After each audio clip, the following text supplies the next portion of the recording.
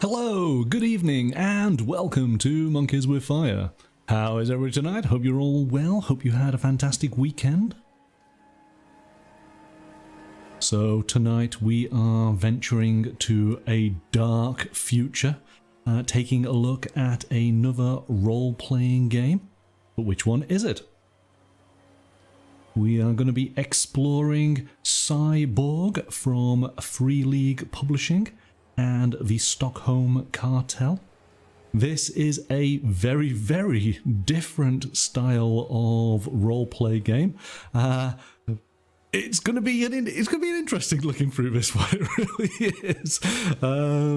Yeah, the design on this is absolutely amazing, and very, very scary.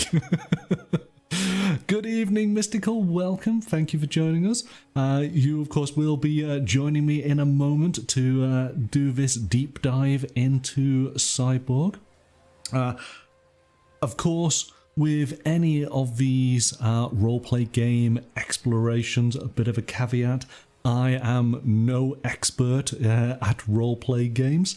It's been a while since I've played. I played when I was in college, and now I'm going through a process of rediscovering, finding out what the new crop of RPGs are like out on the market. So it's an opportunity for me to explore the game and for you to explore as well, very much looking at it from the perspective of somebody new. If you do have any questions, please do write them into the chat or leave a comment on the video and I will do my best to answer them for you. Or we can look in a little more detail if you are with us live tonight. So, Mystical, are you all set and ready to join in? Are you prepared? Are you ready as you're going to be? I know what you mean. Okay, let's bring you on in then. Hello. Good evening, welcome. How are you? I'm very well, how are you? I'm okay. I have a slight headache from reading this book all day. Yeah, no, I can well understand it. It's an assault on the senses, isn't it? In a very, it's a good thing. Yeah, in a very creative way, and that's definitely something to be highlighted. Let's jump to the table and we'll start sharing with everybody here. So then, I have things set out in front of us. What I actually have here is this is, of course, the core game, but I also have here the Cyborg asset pack. And there's a variety of things here. We have a map, we have character sheets, we have this location pad, and we do actually have a mission that we can quickly take a look at. So lots of things to see. You'll get to see this in more detail as we go through. We do have the digital PDF, which will make it easy for you to be able to view the pages. But I wanted to sort of let you look at the book here. Hopefully you can see with the reflections. This book is so well designed. There's lots of spot colour and different materials on the covers. You can see how it reflects in the light there. A nano-infested doomsday RPG about cybernetic misfits and punks raging against a relentless corporate hell. What a great start. The book itself is wonderfully produced, as I have come to expect from Free League Publishing. I think I did have a page count. Where's my pages? 134. So it's 135 up to the mission at the back. I think it gets up to about 150, 160 pages. We will have a proper look at this in a moment. But it is beautiful. It uses lots of fantastic printing techniques to realize the art and the design within it. So you have matte pages, you then have glossy pages, you have color metallics. It's an art project in its own right before you even start to delve into the game that is offered within its pages. But as Mystical says, some of it can be a little bit headache inducing. So then, let us jump to the actual game, and let me just get things set up here.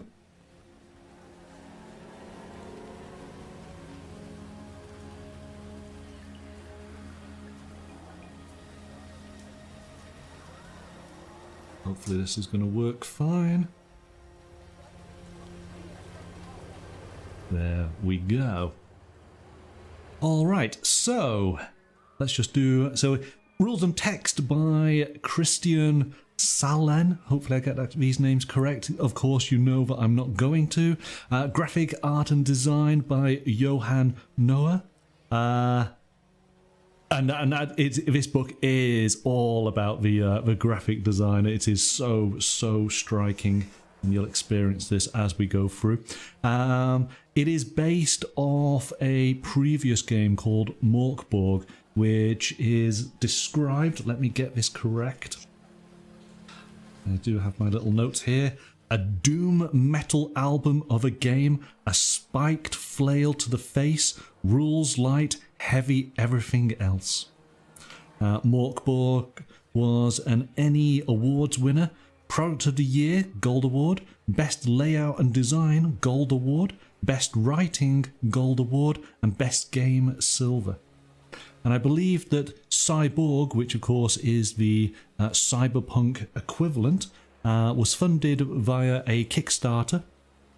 And essentially it's the same game with some tweaks to give it that futuristic cyberpunk setting. So if you are familiar with MÖRK BORG, then you will fully understand Cyborg.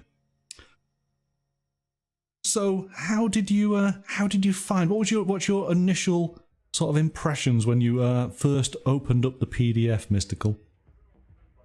It gave me Shadowrun vibes. I have played Shadowrun a few times. I've played it on the computer. I've played it the actual tabletop game, right. And this feels like it, but much darker, much darker. Yeah, something that I've been obviously watching videos and just doing a little bit of read up on it, and typical cyberpunk style of games, there's always supposed to be an element of hope, isn't there, that the players are actually doing something and, you know, being able to topple those corporations and make a difference. That's not really present in this game, is it? No, this one's just like, it's all doom and gloom. There is nothing, no hope, no nothing. You just exist, and you have to make the best existence you can. But I think that maybe that's kind of refreshing a little bit, for the fact of that you just make the most of your time while you have it, and really just go for it, yeah. But it's also, I mean, I know we'll touch on it, but there's a horrifying aspect of when it comes to if you die, of what could happen. No, I don't like it. It is. I'm going to bring the book here so I can start going through it right as we do the PDF. So, okay. I like that as soon as you open the book, there are tables. This book has a lot of tables within it, but that's great. I find this interesting. It's a little bit, you know, we've been playing through the solo RPG Colossal, which is lots of table based, and so I really appreciated this. And let's just before I get into this too much, quick shout out to Roga and to Augie and to Super Sarah. Thank you, all of you, for joining us. We're just starting our exploration into a dark and terrifying world in the future that is Cyborg. So straight away, we can roll some dice and get a name for our character. And I think this is great. And I've got my dice tray set up. So I want to find a name for us. So we're going to go with white. Well, this is a D66. So first number is going to be white. Second number is going to be red. Let's find out what our name of our character is. So it's a 4 and it's a 6. Reeve. There we go. Our name is Reeve. It's as simple as that. But then, pocket lint. What's in our pockets? I love the idea of pocket lint, and I want to bring it into other games. Take the concept of it and just change it so it's appropriate to that game. But I want to do this so that all the characters be like, yeah, just random things in your pocket. Like maybe you have a pile of sand or feathers or teeth. You know, just useless stuff. Yeah, I mean it's great, isn't it? I mean we've got what have we got here? We have a broken shiv, okay. But we have a snot-stained napkin. We have mirror shades. Hey, if you're going to be in the future, you need to have mirror shades. So let's find out what we've got. We'll do it again. White is the first 6. Oh. So we have there. Is that 52? What's 52? 52 is a coupon for 25% off at Citadel Ammo. Hey, there we go. Not bad. We're saving money and we're getting resources right from the offset, which is great. But then we also have, and I think this is very important in any sort of a cyberpunk setting, is what's the weather like? And again, the options, they're not great, are they? It's rain, more rain, terrifying rain, was it oppressive heat, howling winds, choking humidity. This is not a place that you want to go on your vacation to. So I'm just going to do this last one. I want to know what 12 is. 12. Dead Channel Sky. Oh my goodness. What is that? Someone tell me what that means. Well, please. We have 11. It's blinding fog. So... Oh, great. Fantastic. So you can't see your hand in front of your face. So this has now just become something out of a Stephen King horror novel? This is it. Yes. This is now the fog. The book The Fog. That's what this is now. And every now... Oh my god, that makes it so much scarier. Every now and again, you can see the glint of some neon sign somewhere, and it's just the hustle and bustle of bodies banging one another in the streets as you're working your way through. But nobody can really see anything, and of course you're coughing. Everyone's got masks on. Oh, it's awful. We haven't even got past the first page. I know. Oh no! All we did was create our character. And well, not even fully. We just gave it a name and said what we had in our pocket and was like, hey, we looked outside and this is what it's like today.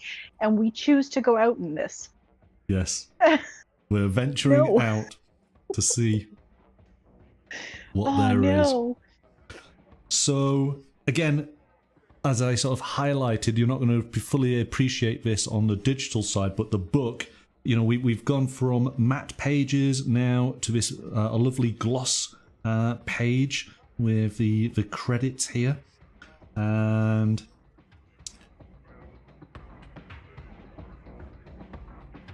everything is it's wonderful art, and then the use of text is so dramatic throughout the entire book.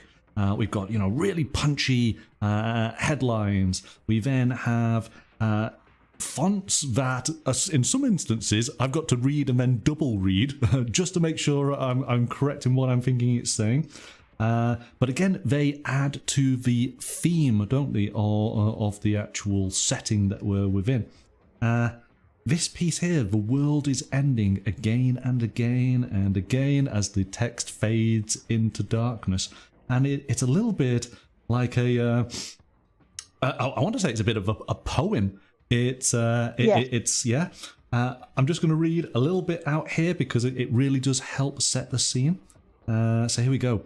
poisonous space rocks, nuclear weapons, cyclical revolutions, warring nations, warring corporations, warring neighbours, pandemics, tsunamis, volcanoes. In between it all, direct person-machine interfaces, tactile neural implants, and bacteria from outer space hijacking intercellular nanorobotics, and the sky is full of ads. Everyone is interfaced, injected, infected, infested with something. Everybody wants something from everyone else. Everyone is a liar and a cheat. Everyone wants more creds. Welcome to the year 20X3. Welcome to the city of Versailles. Yeah, reading that gives me chills every time. It's so good. It's really good. So, although when it comes to the text, though, I'm not even kidding when I say I spent 40 minutes trying to read the name of something, and I'm looking at it going, I can get the first half, I can get the second half of the word, but I can't get that first bit of this word. My husband comes in and looks at it. Within a minute, he's like, and he told me what it was, and I was like, yes, yeah, because I couldn't get it. I've gone through a few, and I know which words I'm going to have problems with. Yeah. So I've practiced those, and hopefully everything will be okay.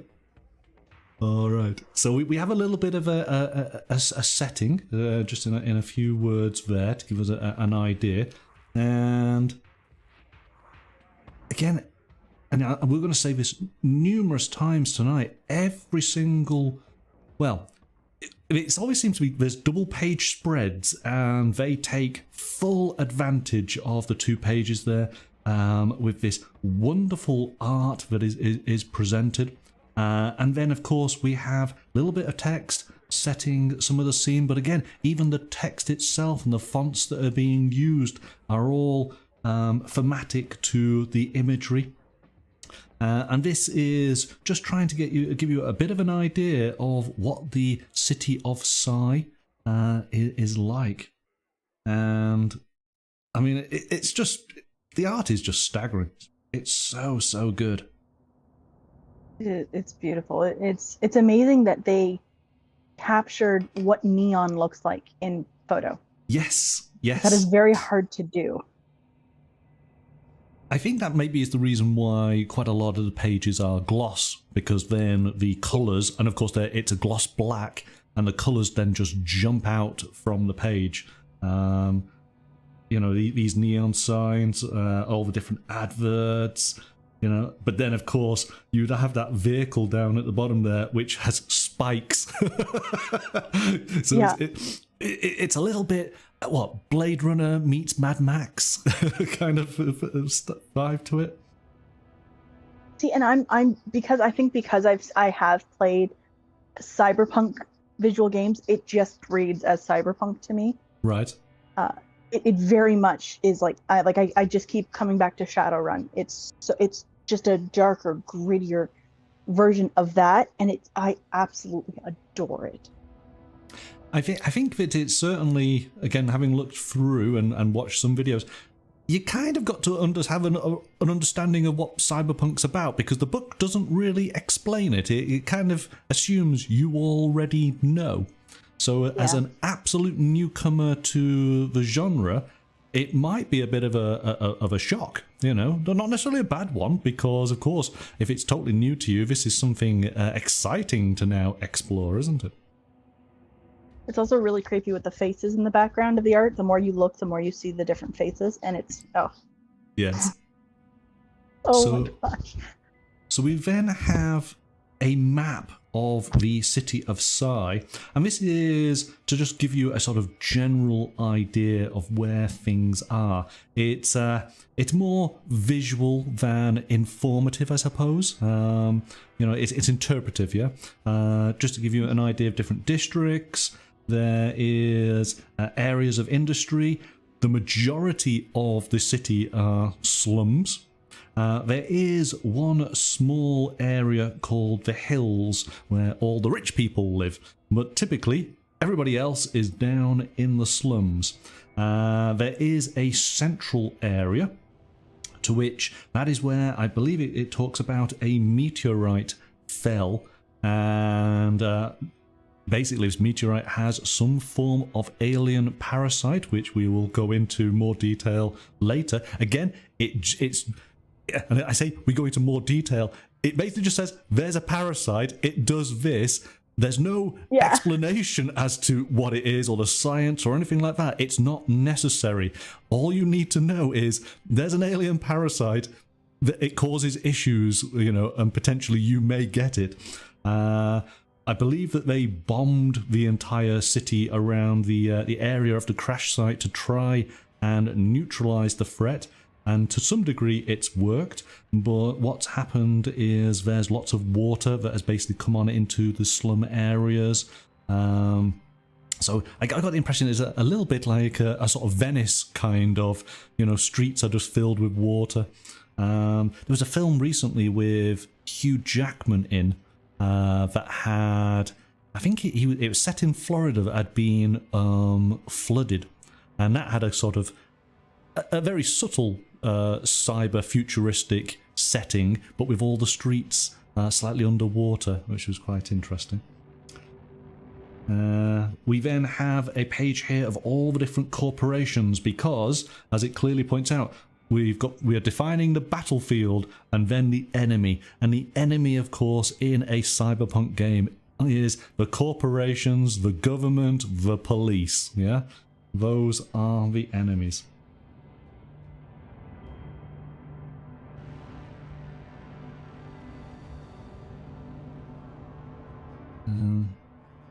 Here we go. Good evening, Amberden. Welcome. Thank you for joining us. We have just started our exploration of Cyborg from Free League Publishing. We are taking a look at the city of Psy. And so we get, again, another wonderful illustration. And in fact, you can see the sort of the barges here working their way through the what might have been the streets, but does that look like there's a railway track to the side? Is it a track, or is it more like locks, right? Like the water level has to rise in places so you can have people come on and off. Yeah, maybe so. Yeah. Yeah. Because you can see like the people are actually like above that area. That's the yes, yeah. Yes, again, it's an interesting image. We've got all of that neon. We've got the rain. The rain is coming down. We've got the contrasting with the lightning and the different colors. I mean, it's beautiful. But it then starts telling us a little bit about how the city is set up with the different elements within. I like this next part here. It tells us about the ports. There's no escape from the city, even with freeways out, air, sea, and space. The ports offer the illusion of escape within a labyrinth universe of steel, concrete, and abandoned warehouses.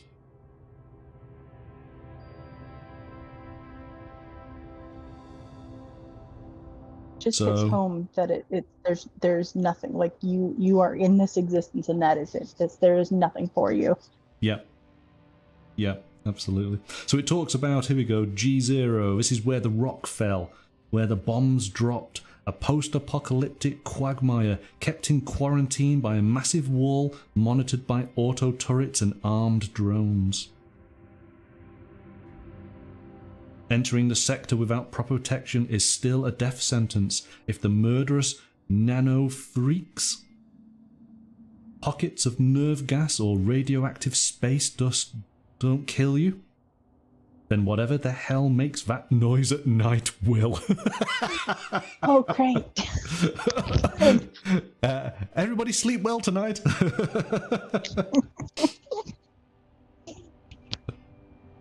If you didn't think this was a horror game, you're wrong. Yeah. And each it just gives you enough, just a little bit. Nothing goes into massive amounts of detail, but it's just enough to set the scene to get to sort of trigger your imagination. So we have the industries.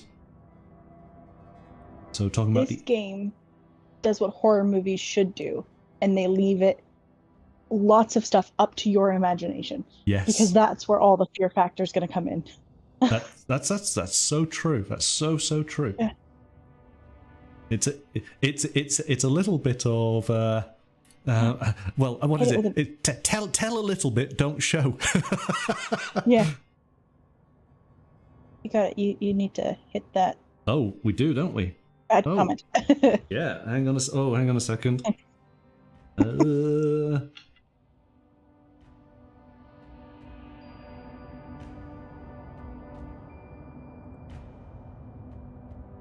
Oh, how do we block it? You should be able to right click on him or left click, like click on his name, and there should be a ban option. Oh, there we go.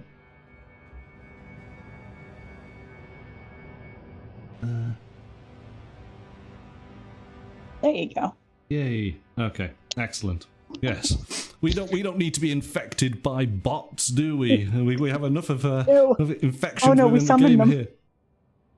We summoned it. The game summoned it. Gremlins are spreading. Let's see if I can find my way back. There we go. So we've got the industrial. We go then into the slums, which of course is the area where most the player characters would live, would exist.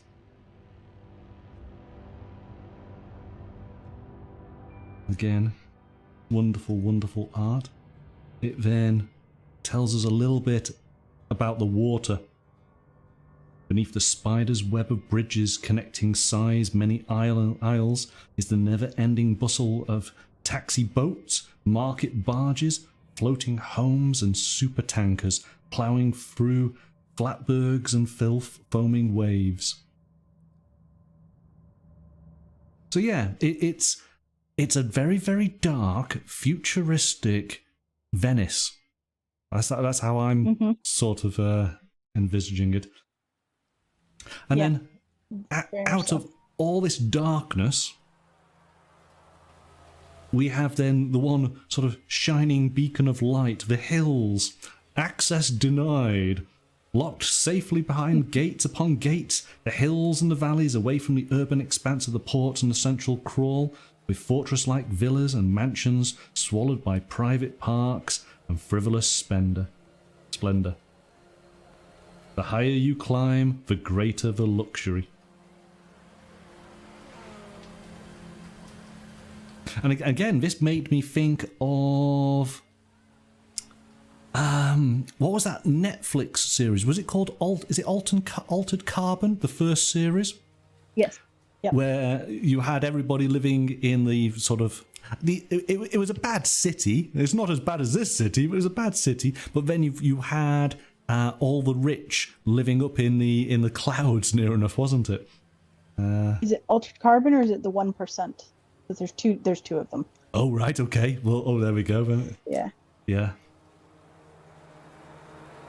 And then this one made me laugh again. You see, the text. It is worth sitting down and then reading this because the text is very, very clever. So, let's pretend this never happened across the skyline there. The in-betweens, the salary folk, the cubicle zombies, the cogs in the machine are stored, live here in endless rows of bland tenement slabs, overcast by the oppressive vista of faceless concrete brutalism, advertised to at every waking moment. There's a disease here, an irritable as flickering light. Hyper-local gentrification will flood a sector with trends, thralls, and boutique entrepreneurs. Days later, they're gone, exploiting another hidden gem like a plague of locusts scouring a dying earth. Ugh. Ugh. I think I'd be a cubicle zombie. If I was in this world, that's what I'd be doing. I don't know. I don't think I would be. No? No, I think I'd be something else. Okay, well, maybe we'll discover that as we continue. Okay, let's... Oh, too far. Here we go. So this is Beyond Psi. And it's basically just telling us what is beyond the city limits. And it's not good. It's not good at all. Beyond the city limits are fields upon electrified fields for automated agricultural machines the size of cathedrals. What few forests remain are dominated by armies of buzzing, soaring, burning, clear-cutter drones that could not care less for what or who they cut down. So, as bad as the city of Psi is, maybe it's relatively protected compared to everything outside. So of course, that picture of the teeth falling out. Yeah. If you look at it carefully, with the ones that are kind of like flipped the opposite way, look less like teeth and more like people. Oh, they do, don't they? Mm-hmm. Yeah. Oh, that's a bit scary. Oh my goodness! I thought I'd bring that to your attention.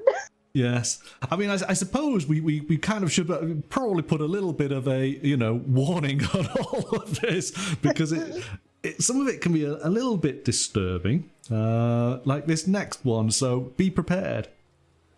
Yeah. Again, any cyberpunk game, the net and hacking is of course a crucial part of it. And so we have a little bit of a description of what the net is like for the citizens of Psi. And I believe that there are essentially two ways of getting onto the net.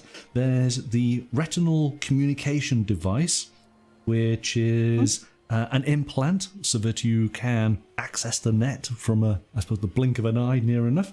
And then there's actually a piece of equipment, isn't there? A hacking device, and I think we'll find that later on. But then, as far as go on. It talks about it. The retinal one is, think, very sophisticated Oculus type of thing. Right. That's the one way, and the other one's more like a tablet. Like right. a handheld computer that you hold on to, or you have on your arm or something. Yeah, it's explaining here the net is a fractal amalgamation of AR, VR, old internet, and cyberspace. But it doesn't give anything more than that, really. No. That's where I got a little disappointed. It doesn't really develop it, so it doesn't let you, because you can go into the net, but what does it look like to a person? What does that look like? And it doesn't really develop that out, so I don't know if they're just leaving it open so that you can have it look however you want, or if it's supposed to look a certain way and they're just assuming it's going to look like what it would in most cyberpunk type games. Again, I get the feel that this game is a lot of interpretation, giving you the full freedom for the games master and for the players to, okay, what is our net like? So, again, what you can think of all the representations in popular movies and TV shows. You can have the Matrix sort of idea. You can have your Tron idea, but I think that's probably a bit too colourful. We need to have it very, very dark. So yes, would it be colourful though? Because of all the you'd think that the people who created it would kind of take from their surroundings, especially because it's got VR and I lost it. VR and AR, yeah. AR, yes. So it might have those bright pops of colors and that because of the neon lights that everyone's used to. But wouldn't that be kind of the top layer of the net? Wouldn't that be the commercial side with the shopping areas and the entertainment areas? But then as you go deeper and deeper, because of course that's where all the hackers are, then it's darker and grungier, and you know, maybe it's a little bit more lethal. And it does talk a little bit later on about different kinds of digital countermeasures, isn't there? Which can be quite terrifying. Okay, now... Of course, Sarah finds this a fun picture. I figured, Sarah, this is the type of thing you probably would like, yes. Yeah. So, great. Again, this is something I thought which was very unique and very, very different. So... And again, it gives us a little bit of context here. So this wretched world's continuous ruin is fully covered by corporate-owned news teams twisting truth into fear-mongering ad campaigns. But every once in a while, actual terrible truths emerge from this cacophony of lies. And the way that this works in the game, it says here, so we have the context, then we have the system.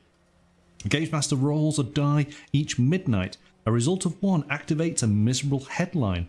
A D66 determines which terrible event makes the rounds on the news that night. Adjust locations and people involved in these events so that it affects the PCs. But this happens so the 7th time a miserable headline is rolled, it will always be a #0 by 0 times 0. So, let's find out what our miserable headline is going to be. Okay, this is going to be 2d6. Let's find out what unfortunate things are happening in the world of Cyborg for poor Reeve. 4, 5. All right. Oh no. Oh, okay. Let's go back. Let's find out what we've got. Because there's a whole host here. But what we have, 4-5, eco-terrorism. So what's this? An archaeological-sized alien plant organism has appeared overnight in the barnyard fields. Scientists have yet to determine its origin or threat potential, as comms have been glitching and casualties from its arrival are mutated beyond field lab analysis. So here we go. We have a little bit of a mission that potentially we could deal with. Join the battle for the barnyard fields in glorious 100k. Trim the hedges of hell with over 500 unique weapons. Real-time feed to game AVR. Be there but not. Losers fight and die. Winners stay and game. 7,221 positions left. Okay. So we have a horrible mutated plant alien that is causing havoc in the barnyard fields. We may find that on the map later on. But I love this. I love all these different disasters, basically, that can happen. And eventually, when we get to our 7th disaster, are we living in a simulation? So we basically, it's a reset, isn't it? That we find out that we are, part of a simulation, and we have to replay the entire campaign. It's an interesting little element. Yeah. Now, is that taken as you only roll, there's only 7 rounds in the game, or is it you have to hit the same one 7 times? It basically says that the GM rolls a die each midnight. A result of 1 activates. And the group should decide how often they want these events to occur by choosing which die to use. So Oh my goodness. So a D100 is quarterly, D20 is monthly, D12 is bi-weekly, D6 is weekly, and D4 is constantly. So it could be a way of keeping your game really tight. Having all these weird and wonderful and terrifying events occurring all around you. And obviously you have your own mission to do in amongst this. These are sort of side missions that may or may not actually affect the mission you're on. But by the 7th time, yes, we're starting to question our own realities here. And you could call that as, okay, you completely failed because time ran out and the overlords reset the system. Or maybe it's an opportunity for you to go through and do it again. Maybe the GM works in a sort of groundhog type way. I was going to say it could be that you do a time loop. Yes. Where you do get reset at the end of it, but you do retain certain snips of information that you had in your previous go round, and you have to use that information to help you complete your tasks, and you have to gain more information in that. One of my favorite ways to do time loops like that. It would be fantastic, wouldn't it? Yeah. So okay, so we move over then to, so we have an idea of the setting, we have an idea of the actual city, and we have an idea of some of the terrible events that can be occurring. We move into the second chapter to actually tell us about the actual game system itself. And this is Rule 0. You are encouraged to break every single rule in this book except this one. Player characters cannot be loyal to or have sympathy for the corps, the cops, or the capitalist system. They may find themselves reluctantly forced to do missions for them or their minions, but make no mistake, they are the enemy. Which is definitely in keeping with all cyberpunk-styled games, isn't it? Mm-hmm. Okay. And so, we go on to actually creating your character. And we've just got lots and lots of tables here. And it's relatively quick and easy to create a character. We do have, and I will show you the character sheet handout pad that I have. It's very, very simple. Various tables to roll on. So we start off with our cash and gear. And basically it's saying here, what do we got? We got to roll for abilities, randomize your stuff, roll for your debt, roll for glitches, roll for hit points, and get shit done. But there are some optional hacks in there to add extra. So then, and this is where you're sort of going through the book. You can see the elements where you've got to do the actual, okay, this is game element, this is my tests and abilities, but then there's all this other information all around, which of course is all sort of setting the scene, isn't it? And I can't help but go over to those elements and take a moment to sort of read through. But we have our abilities, and we have, it talks about tests. So basically, to succeed on a test, you roll a d20 plus your ability score with a result equal to or greater than the difficulty rating.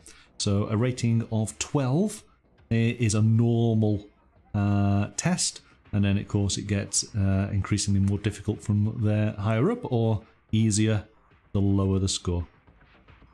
Which is very standard towards most TTRPGs. You have D20 system, you have to meet or exceed it. So that's easy to catch on to. Yes, yes.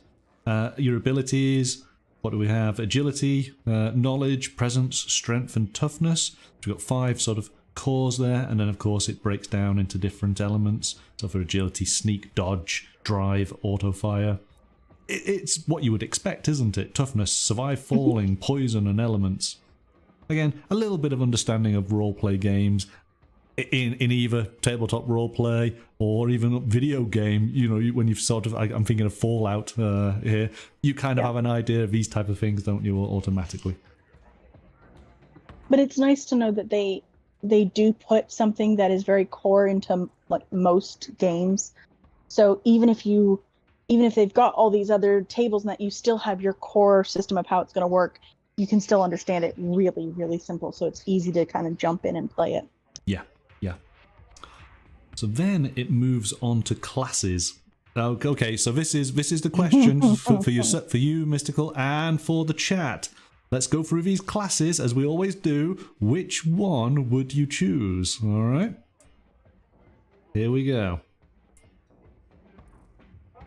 So this is a shunned nanomancer. It's inside you, infesting your brain, warping your flesh. People are afraid of you now. They're afraid of the power that poisons you. You're scared too. So basically, you got infected. And again, you can roll for when you got infected by this alien parasite that came down with the meteorite. And yeah. But now, of course, you do have some elements to you. So you have a strange leaf-looking knife, milk-white eyes that see through lies, burnt orange stone-like skin, a second mouth where your navel used to be, an elongated, pointed and semi-translucent skull, or scales cover most of your body. Yeah. It's getting a bit disgusting, and this game does include elements of body horror, doesn't it? It can get quite horrible. Yeah. Okay. We then move on to the burned hacker. You are one of the sharpest deckers in Psi. No one could use tech or warp the world with an app like you could. You don't know what went wrong. You messed up. Maybe you were tricked. Maybe you got sloppy. You glimpsed a terrible truth, and now you're burnt. No collective, no fallback, nothing. So again, we have elements unique to this character class. And you can see there with his hacker deck.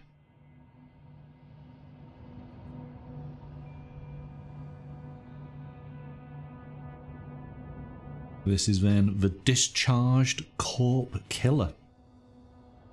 So this is just somebody good with guns. It's all about guns. Yeah. A good soldier in bad company, always fighting someone else's war in the name of greed. Capitalism crushed You're a mercenary. your enthusiasm quickly enough, and you were discharged without severance. Yeah, hired gun. And again, just want to highlight that you've got this nice sort of gold effect on his name, but and then you've got that sort of spray painted bright pink. In the book, these do look really great.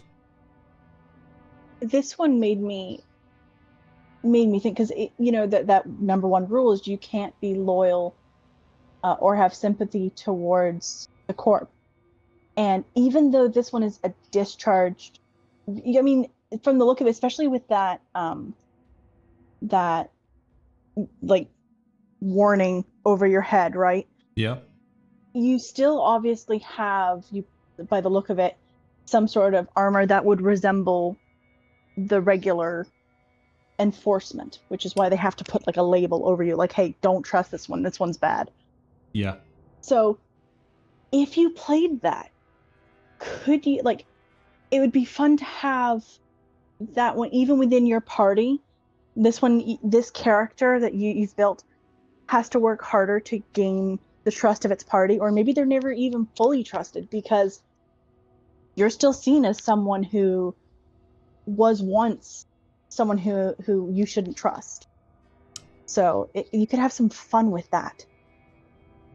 Yeah, no, definitely. It gives an interesting backstory, doesn't it? And it allows people to role play off the character. Yeah, so maybe we have somebody where you know, he was part of a squad, or the squad was basically kicking down doors, you know, and your character's parents were killed brutally by men from the Corp, and of course he every time you see him, he just represents your parents' killers. Which or is maybe very he was difficult. their killer. Oh no! Depending on how long he's been discharged, how old you were, maybe there's a grudge past there, and part of the RP development and character development is you getting over that and him trying to prove to you that, you know, he was against it the whole time, but he had to follow orders. Yeah. Or maybe he was there and he didn't follow orders and that's why he was discharged. But he now has to gain your trust and prove to you that you know, he's not like that. There's a lot of scope, isn't there? There really is. It's a fun character to run with. All right. Well, the next one is the orphaned gearhead. So this basically is, well, people are unreliable, socially, physically, emotionally, weak bodies and weaker wills. They are worn down, unfixable. Instead, you have mastered emotionless steel and loyal code. You can fix, drive, and pilot any machine. Machines you can trust. So there's a whole variety of different machines. A quadbot, a flying drone, an armoured van, a prototype crawler drone.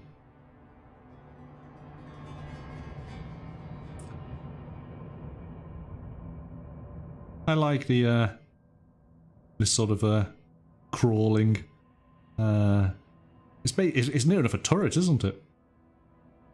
Well, it's got that, but if you read it, it says this. I gotta pull up mine. So this machine makes folk music. It makes me so happy. maybe it plays music as you go on into battle. Yeah, it provides your playlist, your battle playlist. And again, I like the little call-outs here. You trusted them and they, D6, disappeared to G0, were proclaimed dead, were dragged off, left you, bugged out, or got laid up. So this is how you were orphaned. And you could have two people, like again for your party, these two people could have their work their backstories together, and this could be that you work they trusted you into the corp discharged corp killer guy. Right. It could work so well. Because I just thought of another plot line for it that's really cool. What if they are family members, not close, like not directly related, but you know, cousins who grew up together and they were close, and it was him who was supposed to take care of you when something bad happened, but because he joined the corporation, he was part of that, you run away from that, and then he ends up in the position he's in where he gets discharged and everything, and he's trying to find. See, I've got the whole thing's working out in my head here of this stuff. This is what my mind does. No, it's good. It's good. All right, let's do this. I think this is the last one. This was the one I had to. You see, now I look at it in the book, and it took me a while to work out what it's saying. I look up at the screen, and of course I can see it instantly. So this is the Renegade Cyber Slasher. This is the one I had issues with too. Okay, you are Death Incarnate. I kept looking at that that CY as an N. I could not see it as anything else. Yeah, yeah. And I'm like, what is this word? Do you know what? That was exactly the same for me. I thought it was the renegade nerd slasher. So I was like, nerds, watch out. I was like, I do not understand what this word is. Because I could see the BER, but I'm like, what is NBER? What is this? Oh. So this is You Are Death Incarnate, a frenzied flurry of chrome, murder, and blood-stained steel. But yours is no mindless rage. You match your trained and cybernetically enhanced body with an equally disciplined mind. You used to kill for money, for a you used to kill for a cause, for an ideal. Now you kill for money. This is basically the same as the corpse killer, but more melee version. Yeah. Yeah. Yeah, yeah. But for some reason, this one's just a little bit more terrifying. I don't know. Yeah, so, I feel that too. I'm like, this one is on another level. Just oof. And then the final one is the Forsaken Gang Goon. You ran with the only gang to have your back and treat you like more than slum trash. They were your family, and you bled, stole, fought, and killed for them. They're gone now, so you have to keep your edge. With a chainsaw. Named Divide and Conquer. Yeah. Hello, Lhawk99, welcome. Thank you for joining us. We are taking a look at the character classes in Cyborg from Free League Publishing. A nano-infested doomsday RPG about cybernetic misfits and punks raging against a relentless corporate hell. So, out of those, which one did you envisage being your player character? The Nanomancer. Right, okay. Yeah. I want to be the Nanomancer. Which is kind of a bit of a zombie-ish character, isn't it? With because you're basically are being mutated, and you know, you're not nice to look at anymore. Those days are long gone now with this infection that is ravaging your body. But yeah, oh, I want it so bad. it has given you some bonuses, but yeah. I don't know. I like the orphan gearhead. I thought having a vehicle might be interesting. So yeah, I thought that might be a bit different. What about Chat? Chat, did you pick up on any character that you thought might be interesting? Yeah, I like the gearhead, the gearhead as well. But I think I'd have to go with like a flying drone. But like, have you played Destiny or seen it any gameplay of Destiny? Yes, yeah. Where they have the little So I would want that to be what my drone looks like, the little cube that flies around. Yeah, that would be what I would want if I did that, because I think it's just that's how it feels like. It'd be great. That's it. Okay. And I want Sarah's crochet sweater that she's making, because that just fits that character so much well. I'm not sure crocheting will be a thing in year 20x3. I'm not thinking that's a thing. So sure it could be, because you can finger crochet. All you need is something that is like string-like, and you can do that. So. What can we crochet out of our enemy's intestines? Yeah, sure. That's string-like. We can work with that. Yeah. Wire, anything like that would work. So, okay. Yeah, no. Sarah's, I was about to say that. Of course she was. Yeah. Okay. Or hair. Yeah, oh, hair. Yes, yes. Hair's an easy one. So we've rolled out some attributes. We've got our character class. So we've had some modifiers applied.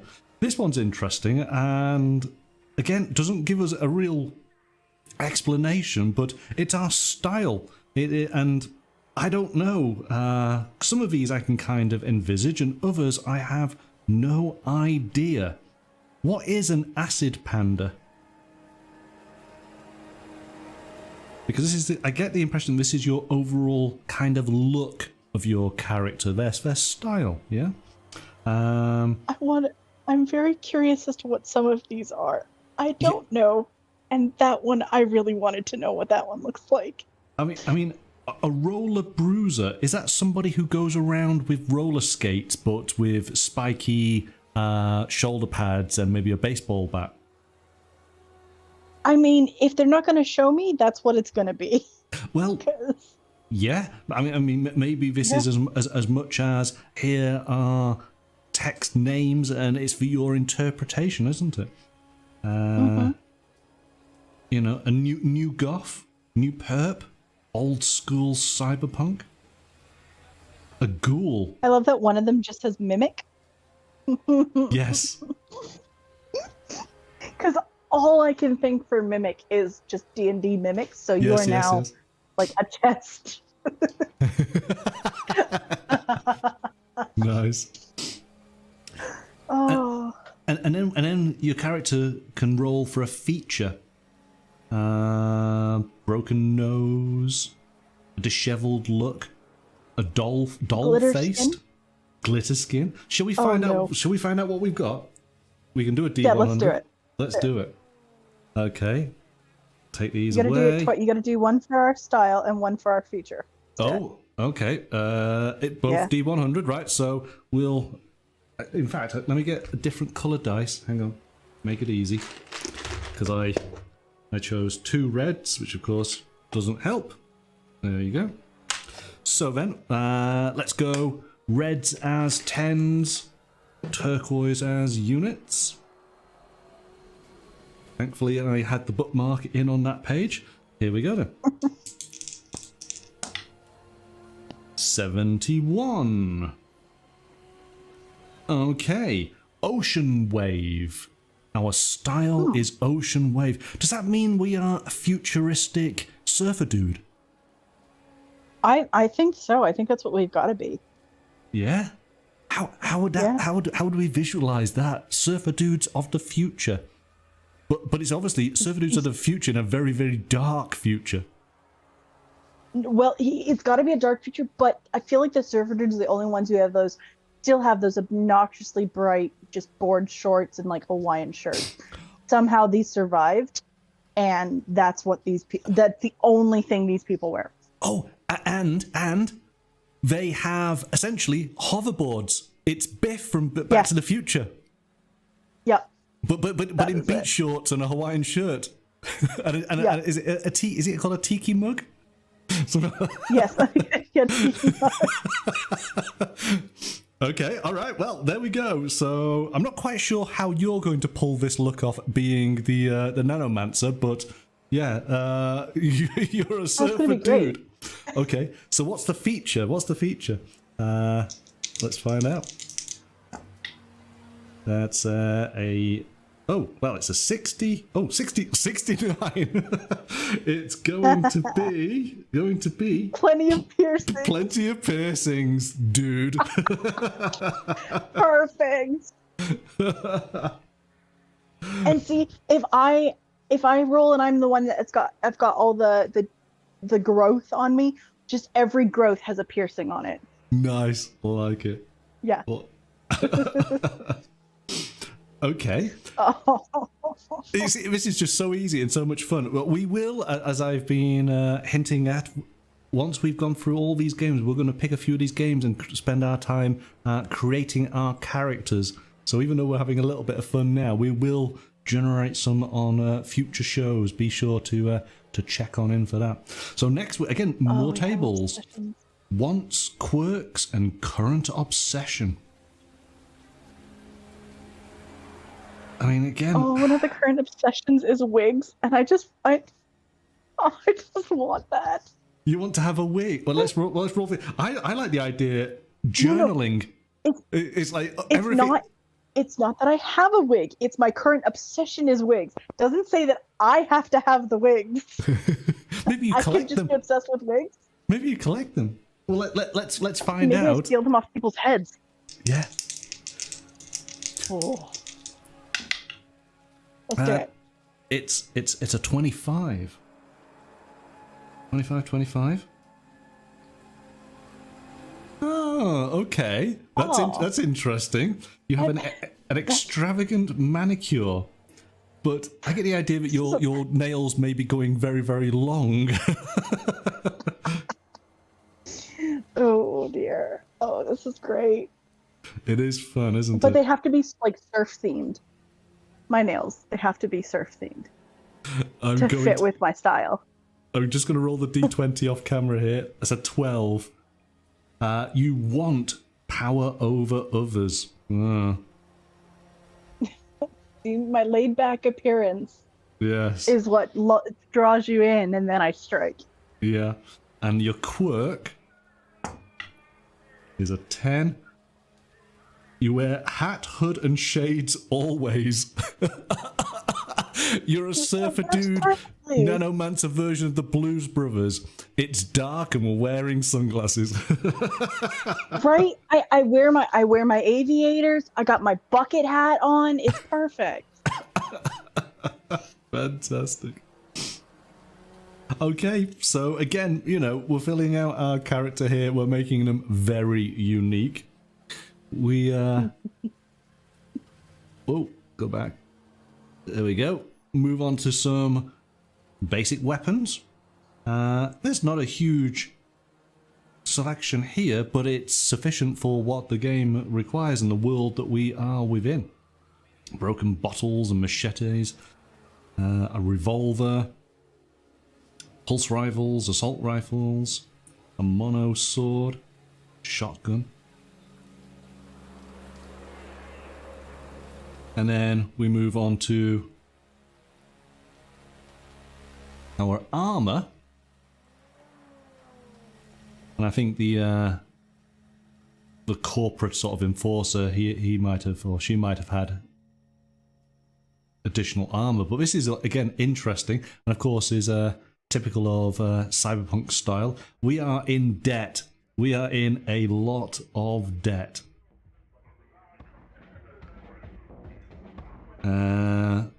So 3d6 times 1,000 credits, and in debt to the crime syndicate or an anonymous hacker collective or the owner of a seedy club or dive bar.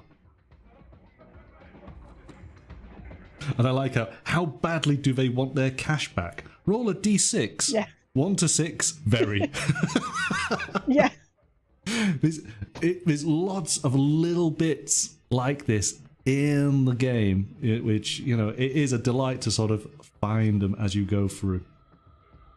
We then move on to your equipment. And as we say, we are in a lot of debt, but all it would take is one good mission. We do maybe a bank job, a bank heist, or we manage. And we do start off with an anonymous cred stick. We do, yes. So we might have a little bit of cash to get some stuff. 2d6 times 10 is what we start off with. Right. So maybe we can afford a few little bits. Let's see what we start off with. Roll 2d6 and let's see. 2d6. See if we can afford anything. All right. Okay. That's fine. Here we go. What's that? It's either 41 or it's 14. Let's go with a 41. Let's see what we can get. Is that a 1 or a 6 though? That's a 1. It's definitely a 1. So yeah, we can get some zip ties for 2 creds. They always come in handy. or we could rent an old school motorcycle for 15. Well, I mean, we've got a fair bit, don't we?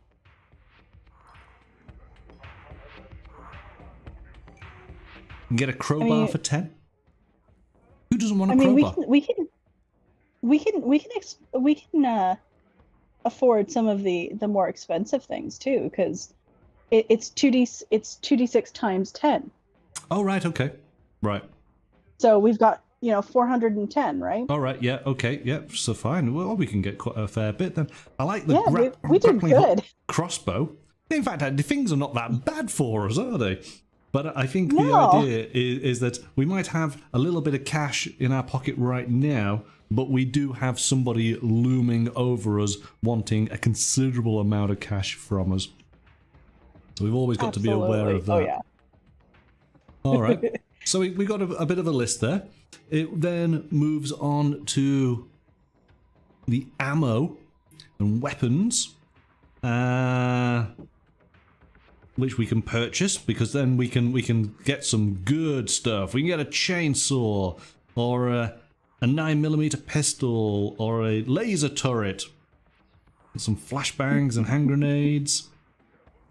I like that we are very much into like what weapons and equipment we can get, and like I just happened to look at the transport, housing, other services. It's like, oh, that's where we can't afford stuff. Yes. Yeah, weapons are easily come by. Housing, that's more difficult, isn't it? Yeah. Says a lot about the world. So we have a few little rules in there. And then, again, I suppose it is part of the scene. We have drugs for helping us. I suppose some of these are medically beneficial. Others are. Oh my goodness! Yes. See Vortex. All tests where creativity is important, such as using nano, are -2 DR for D10 minutes. So these are all bonuses, aren't they? Helping us to be better than we actually are. But there must be a downside to all of this. The red pain. Well, yeah. Yeah. Yeah. Don't take drugs, kids, unless you're in a cyber future where life is short. Okay, we then move on to cyber tech. For those who, well, for most of us, I guess that's the whole point, isn't it? Most people are connected to the net in some way. But these, I think these are body enhancements as well. Retracting cyber claws. What's that called? Molly's or Logan's. Okay, like it. Yeah. Nice one. Body gun. Sonic blaster. Smart hair. Change hairstyle at will. Costs 1.2k credits. Why would you want smart hair? Why not? I guess. Did you not see what Nymphadora could do in Harry Potter? Yeah, I want to do that. Okay. We then. Besides, I have an affinity for wigs, right? So maybe I can change the color of the wigs all the time. Nice, like it. What do we have here? I think that says apps. I'm pretty sure it does. It gets me, doesn't it? Because it APDS? I don't know what that is, but I'm going to go with apps. Yeah, right beside it says to use an app. Yeah. So these are part of your cyber deck, aren't they? These are different programs that you are able to run when you are in the net. But then it does tell you a little bit about backlashes. So when things go wrong in the net, and it talks about black ice, which are, is it intruder counter equipment? So it's cybernetic countermeasures, but the black definition means that they can actually kill. They don't just push you out of the program, they do damage to the person who's doing it, which can be pretty nasty. And there is a whole load here. Here we go. A mistake causes a loopback, and you successfully use the app but with the wrong target or a reverse effect. You are ID'd by a hacker collective. They ask for D10K in 72 hours, or they will post real or fabricated incriminating data of you and your friends for everyone to see. Things suddenly get very, very difficult for you. Now this next part, this is possibly a little bit more in your area for your character. Thank you, Sarah, for joining us. Take care. Have a good rest of your day. Nano powers. So these are rumoured to be an infection of alien bacteria riding nanobots.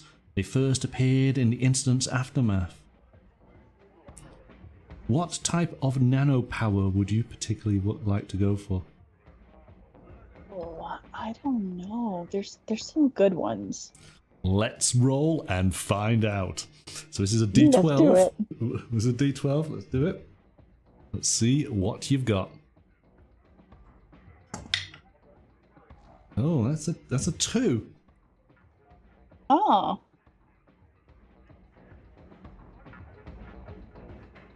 Is that pineal No. pineal gland? I hope that's right. whatever the gland is, it's being well stimulated. For D4 rounds, you can feel nearby data flows. You can hear a short conversation or message, sense the direction of large data sources, or see the last few seconds of the most recently recorded information on a device. That's really cool. And very handy. Yeah, that's a pretty good one. Even if we can't, I can't say what it's really called. Yeah. I'm thinking that's a gland in your brain. Okay, we're just going to keep it with that. All right. So, but the problem is, like with anything, if you use these too much. So each nano use adds a +1 to the risk of fumbling when you use nano powers until the next day. So if you keep on, then there are infestations. This is where nano powers go wrong.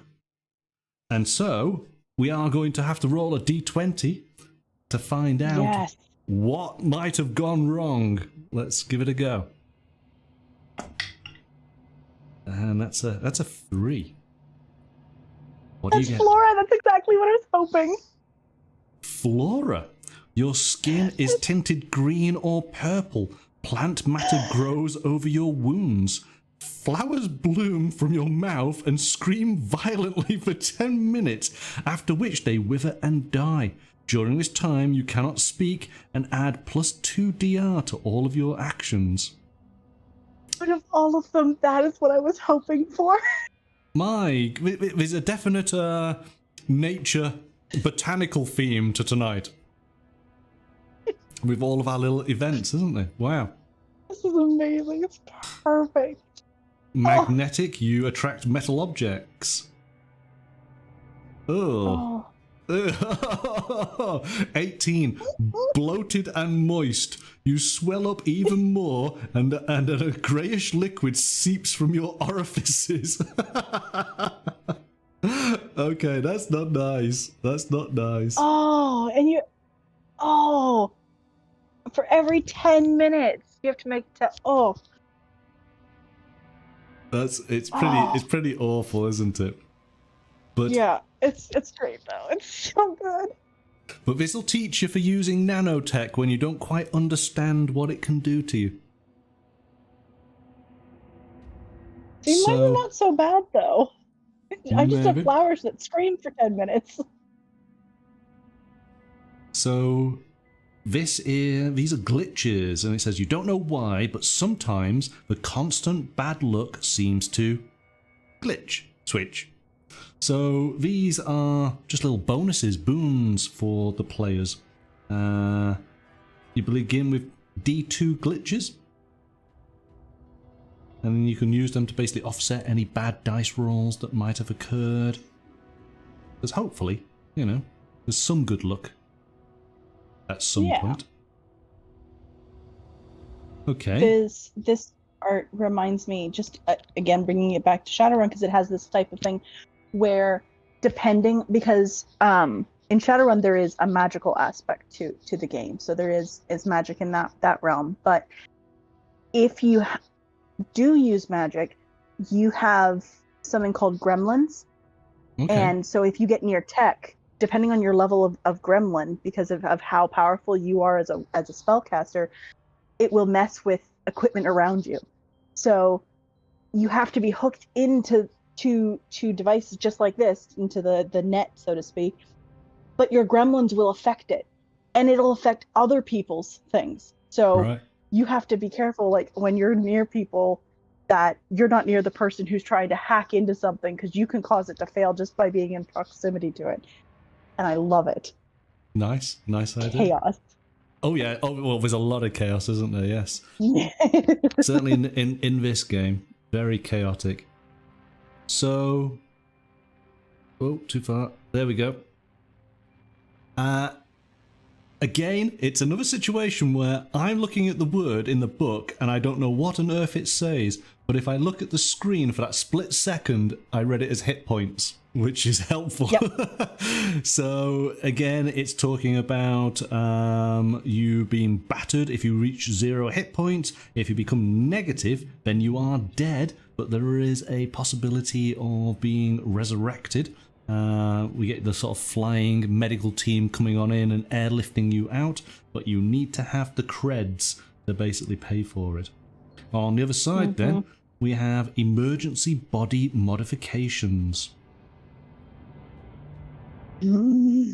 Okay. He's more machine now than man, twisted and bitter. Yes. Yep. Yep.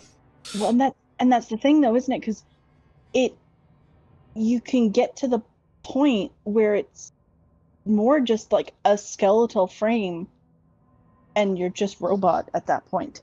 Yeah, well, I think, yes, we will find out a little bit of that about some of the characters that will be found in the darker areas of the city of Sai.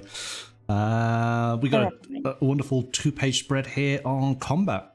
Just everything you need to know. Your initiative, your melee, your ranged, your defense, crits and fumbles, and then when the smoke clears, count your bullets. You know, so 2 pages pretty much cover everything you need to know about combat. Following then on the next page, there's some optional elements for combat with cover and aiming and range.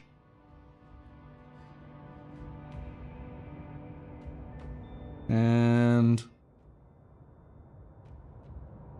this next one, again, other than the amazing art of so much for you to discover in amongst all those ads, all little elements, it's talking about time.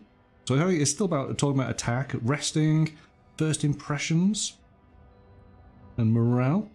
Just a little bit of added extra there.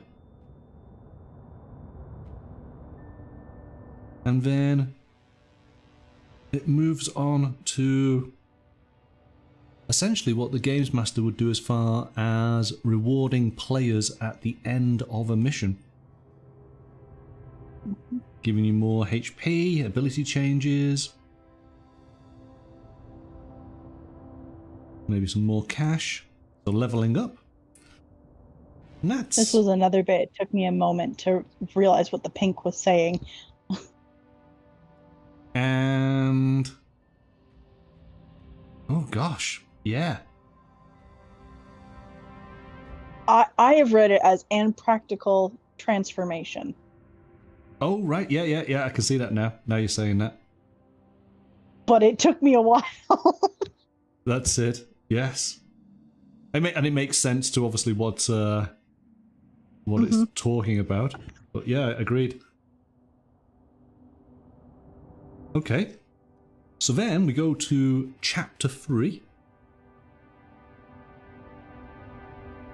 Foes show no mercy.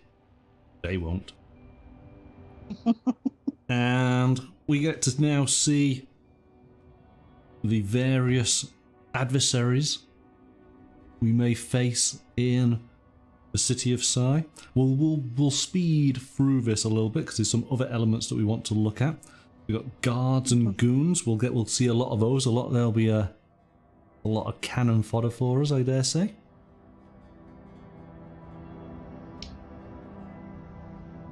The Raging Menace.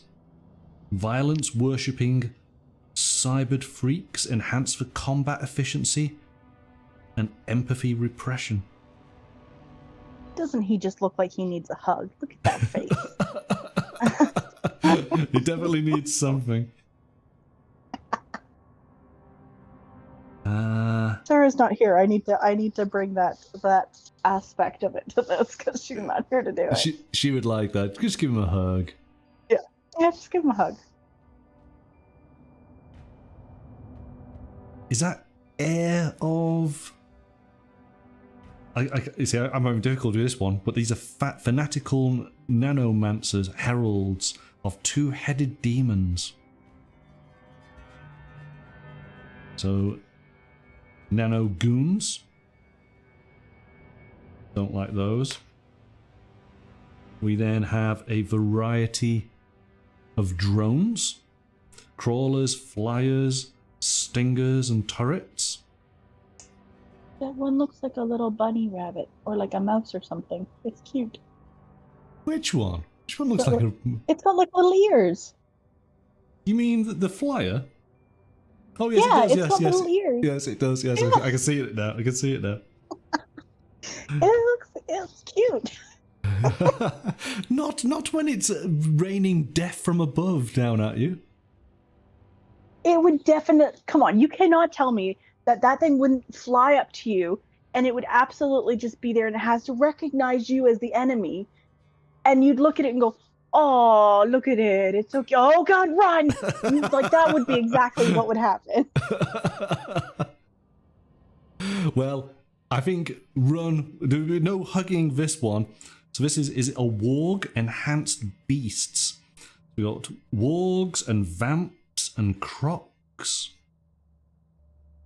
I mean, you could hug it, just bear hug it from the back so it can't claw or eat you. Very carefully. Now, this is something It needs a treat. again, doing watching a few videos. I believe that MÖRK BORG and Cyborg have a huge community, and there are lots of sort of I'll say it's fanzine expansions.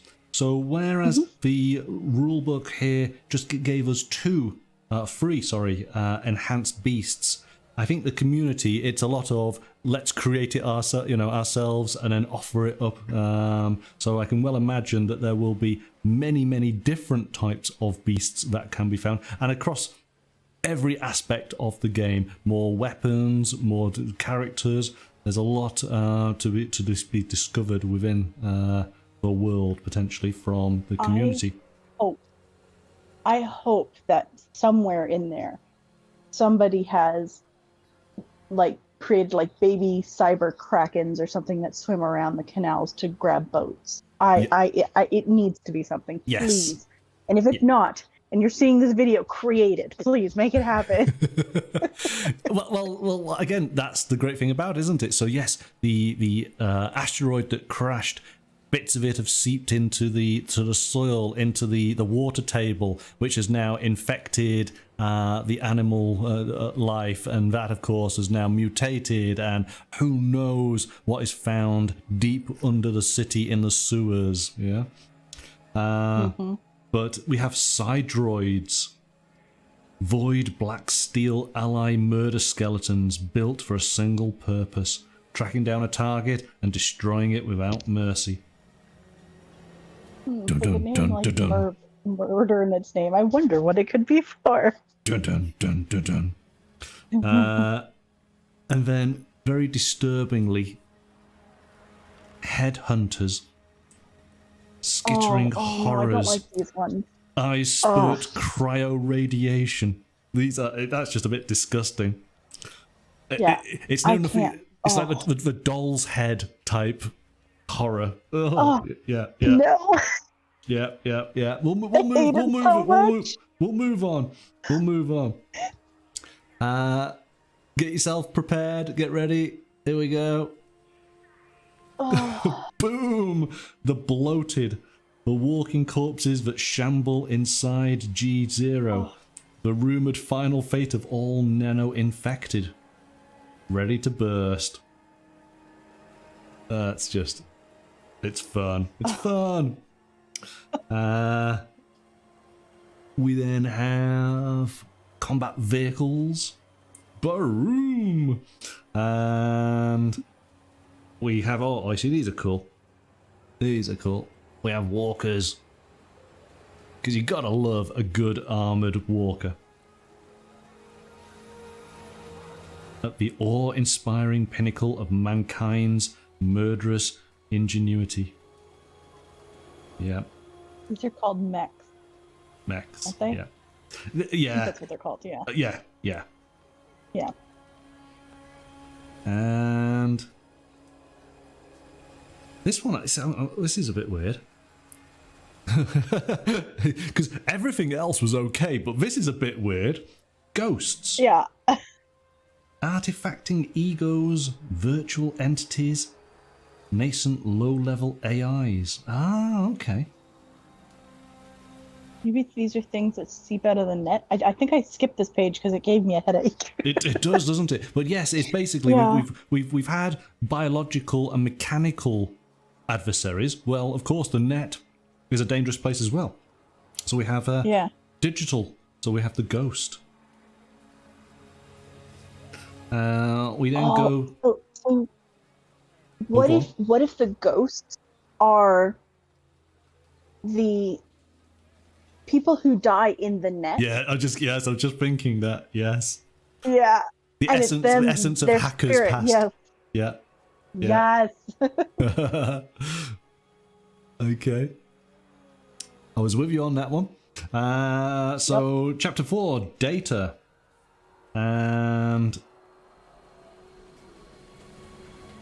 this is for generating NPCs. It's just a lot of tables. So we've already kind of featured some of this when we created our player characters. We can see the style, the features, their roles, their obsessions, their quirks, their wants.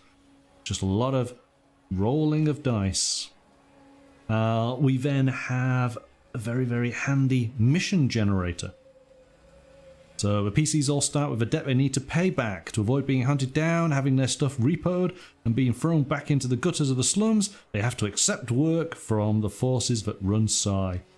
And so we got various elements here. We have a contract, the patron, and then ultimately the reward. Oh, yeah, is that right? Yep, the reward. There we go. So we've instantly created a mission with just a few dice rolls. We then have the job, what we're trying to do, and the target.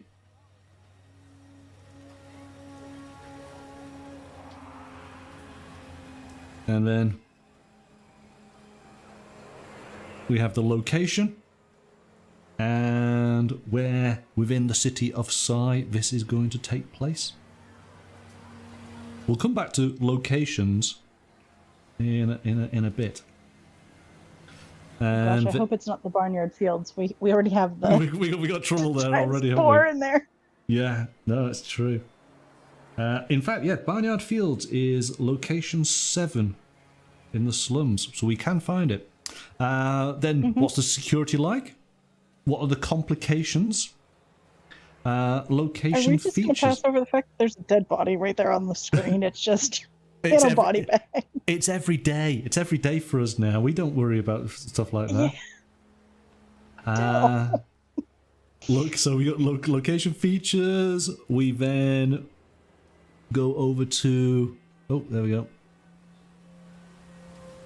the corporation generator. So we can create our oppressive corp. But hey, if we don't want that, maybe we have a cult instead. A pantheon of dead celebrities. And we have our temple.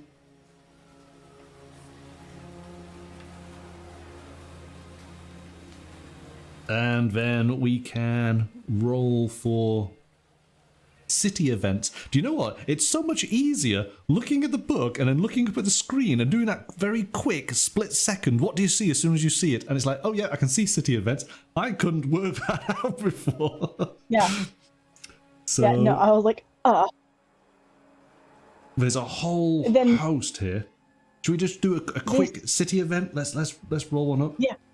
Let's do it. This is D100. Yeah, let's do this. Let's get a city event. Reds, 10s, green units. Here we go. Oh,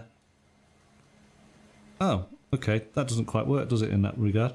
Well, let's say it's 50. Yeah, it's going to be 50, isn't it? We'll take the 10 as a 0. Okay, what do we get? 50, 50, 50. An emergency response team in a firefight trying to reach a bleeding client in the middle of a gang shootout. Oh, well, that's rather mundane, isn't it? You think so? I was like, I don't know. It just seems very like meh. I wanted something more than that. You wanted something more than that? Yeah, I wanted something more. Body bags pile up on the street next to a subway exit. I mean, the ground shakes, 3 nearby manhole covers fly off, and something deep below just exploded. What number's that one? That's 45 and 46.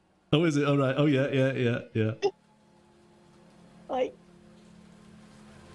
yeah, but we got like compared to stuff like that. Just, oh yeah, there's a first responders are trying to reach these people, and there's danger around. Like, okay, that's like an everyday thing. I can well imagine again that the community would add even more city events.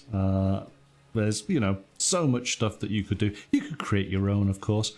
And then on the following page, it's the equivalent, but for the net. Things that are happening whilst you're within cyberspace. Oh, well, let's do the net. I wanna see what's going on in the net. See if that's a more interesting place. Okay, this is a D20. Let's do this one. Let's find out what we get. It's a 3. Terms to start downloading. Oh, what is that? So agree to these terms to start downloading a cred reader update that will double the value of any cred chip scanned. See, that's where we need to be.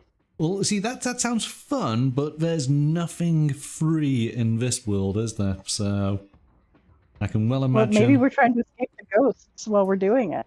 Yeah. Well, maybe. So we've had city events, we've had net events, and then that pretty much brings us to the end of the rules. Now, I'm not going to do too much on this because it is a mission that you may care to play, but it's really interesting that. So this is an introductory cyborg heist, the Lucky Flight Takedown. And this is where the style changes, because now it pretty much lays everything out in the cleanest of presentation so that you can quite easily read and work out everything you need. It's so clean.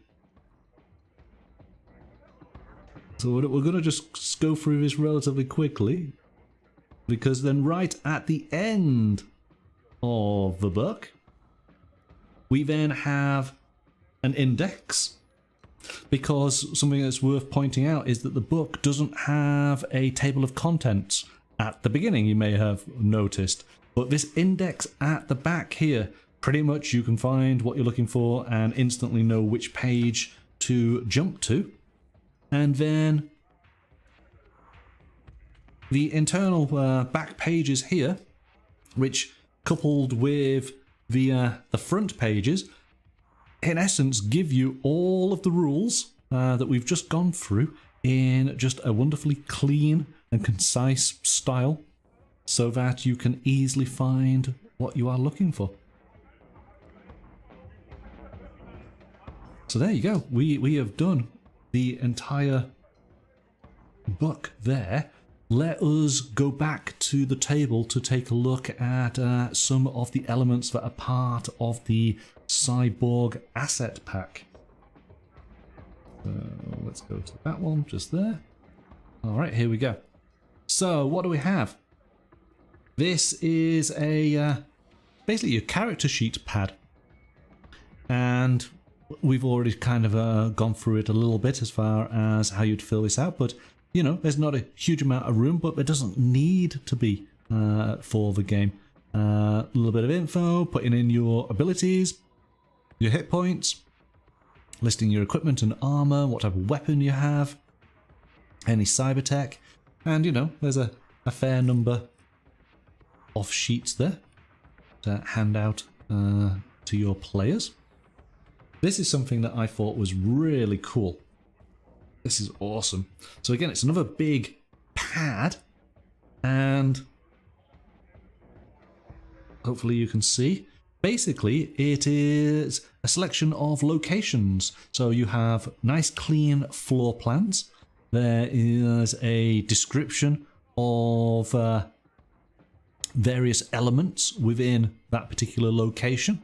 Little tables for you to roll on to add sort of flavor. But there's so many of these in this pad. It's really, really cool.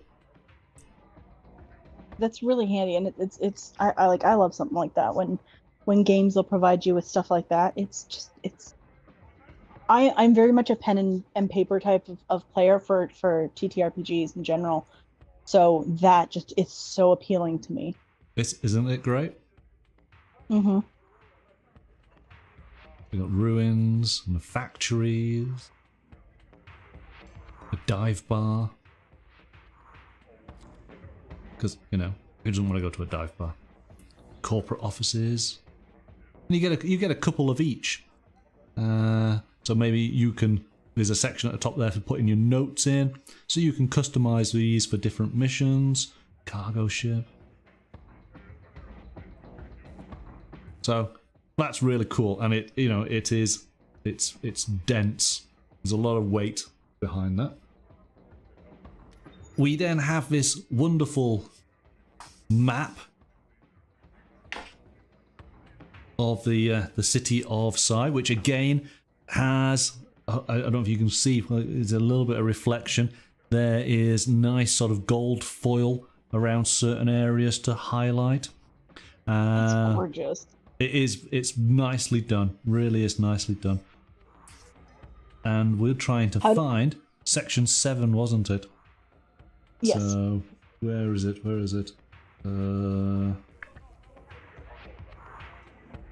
Looking through here. Barnyard Fields is the Key 47, Tar Pipe Projects, and Vatan Street. So where is that? Barnyard Fields. So look for the G0, and it's directly to the right hand side of it. It is. There we go. Mm-hmm. So that is where we have some huge mutant plant-like creature coming up out, and you can see here. In fact, I think maybe it's a little bit easier. You can see the waterways with the connecting bridges. I'm thinking of a little bit like Chicago with the city on either side and with the bridges going across. Mm-hmm. But of course, multiplied massively like in all of these areas because we've got so much water basically flooding the entire area. I just zoomed in on the map on the PDF version just to see more, and I missed this when I first looked at it, but aquaculture cage maze? Yes. Excuse me? What is this? Yeah. I'm scared. And again, it doesn't necessarily explain, but hey, it's whatever you want. This is something that's kind of interesting, and again, I love seeing these type of things. We got a little bit of a key down at the bottom here. But it does say here, the map of a city is a CAI visualization project using data from over 20 million impression engines. IGO Tech assumes no responsibility or liability for any errors, omissions, or inaccuracies, or for any injuries, casualties, or damages caused as a result of such errors. By reading this, you have accepted the terms as detailed at. So, if you die by using our map, it's not our fault. And you have agreed to this because you read this warning. Haha, sucker. Exactly. And then on the reverse, we have all the various corporations, their logos, a little bit of info about each one. Because of course the corporations this is how are to get the me bad to guys. buy your game. Yeah. This is the stuff that gets me to buy your games. Give me a full size map that I can like frame or put up. Give me Yes. that and I'm sold. Oh. Yep. Oh, this is really nice. It's really nice. I like, again, it's unusual. The little bit, it's only small, but it's nice. It just is, and I'm assuming that the Oak Isles must be. Well, I want to find the hills. I haven't seen. These the hills. So those white areas, those three white areas are the hills. That's what I thought. So because of the gold if trim you look in around it. Well, if you look in the little legend, so industries are the lines, and then outline the purple is the slums, and the white is the hills. Yep. So there we go. Yeah, Oak Isles, Galgabakan, this area here. Yep. And then the edges up at the top there, isn't it? Yeah. Yeah. But what is the rest of it? What are the bits that are just like north central, south central? What are those considered? Because it doesn't give a thing for those. Oh, that's true. At least not on my version. Yeah, because they've got these bold yellow borders, haven't they? And it doesn't say, because it's not industry or. No, because the industry has the lines. The industry is all the lines. Mosscroft. Yeah. Yeah. We got very soon. We have slums as the pink areas. But what are these? South Central, North Central? And then you've got the area where it has ports. The ports. That's been the same type of thing. Right. Well, the ports, we have the airport, spaceport, and the seaport. Yeah. I think was North Central. I'm going to have to go to the book. Hello, Pat66. Welcome. Sounds like a Microsoft lawyer wrote out the end user license agreement. Yeah. Yep. Sounds like that. Let's have a quick look here. Quick look. We got the fills on water. We got the slums. Got the industries. Got the ports. I wonder.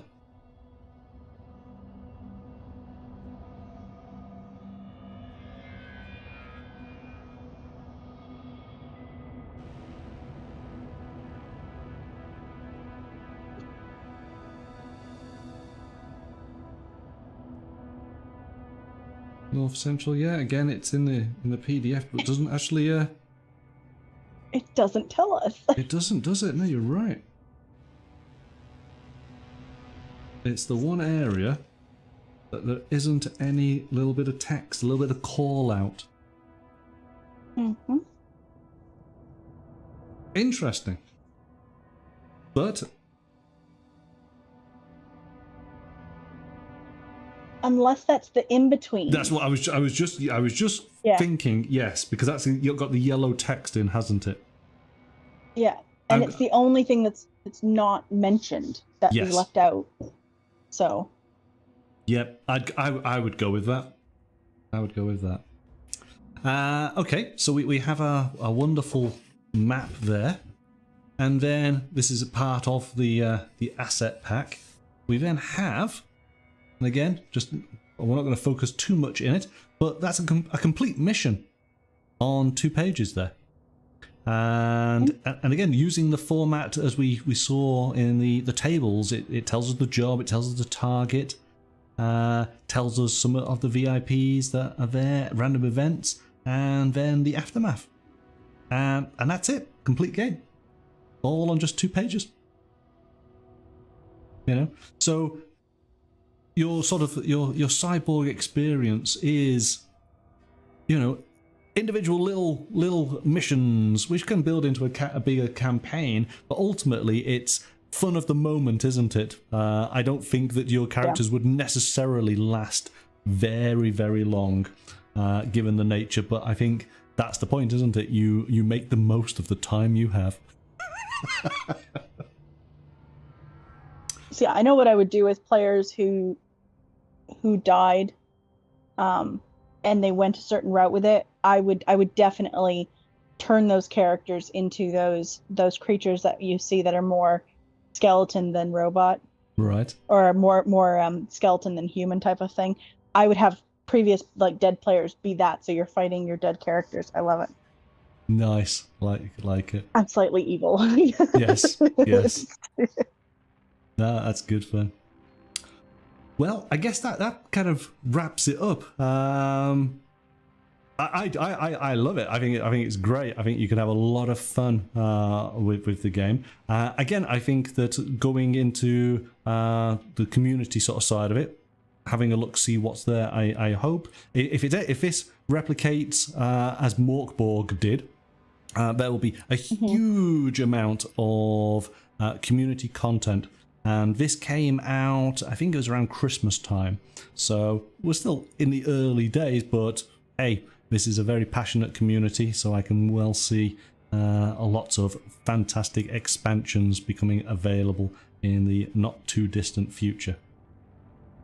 I can see a lot of people bringing Shadowrun aspects into this, or bringing bits of this into Shadowrun, since they would both meld very nicely together. And I think if you can get past the art design of the book, then you're going to have so much fun with it.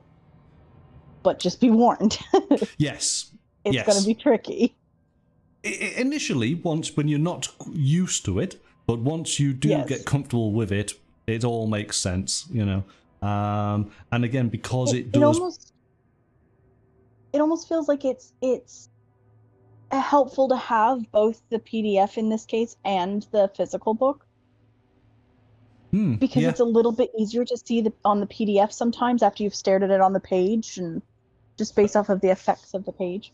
That's true. That's true. Yeah. But again, there's certainly something about the physical book in this instance.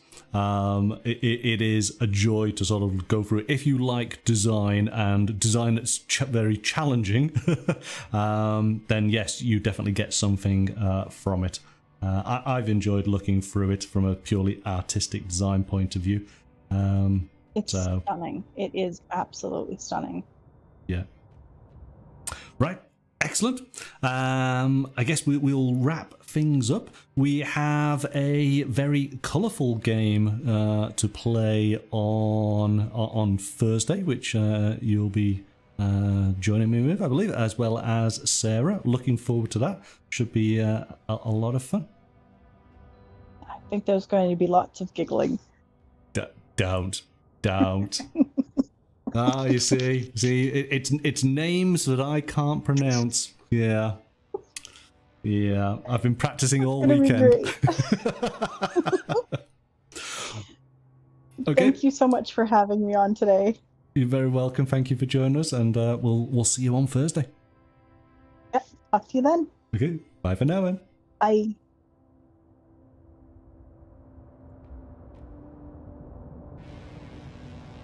Okay, and so our thanks to Mystical for joining us tonight, having our deep dive into Cyborg from Free League Publishing. I really like it. I think there's a lot there to check out. So yes, do go and take a look at the game.